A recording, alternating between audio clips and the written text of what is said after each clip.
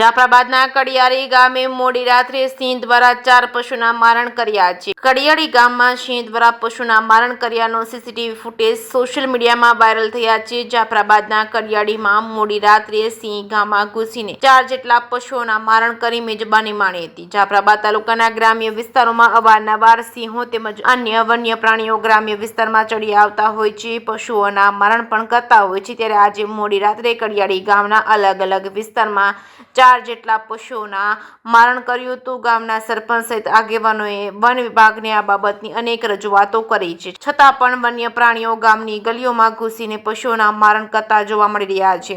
કડિયારી ગામમાં અગાઉ પણ અનેક વખત સિંહો દ્વારા ગામમાં ઘૂસી પશુઓના મારણ કર્યાના કિસ્સાઓ પણ બની ચૂક્યા છે। આજે ફરી એક સાથે 4 જેટલા પશુઓના મારણ થતા ખેડૂતો તેમજ પશુપાલકોમાં ચિંતા જોવા મળી છે। જે કે સિંગુ સાથે કાઉશાકનો જાફરાબાદ।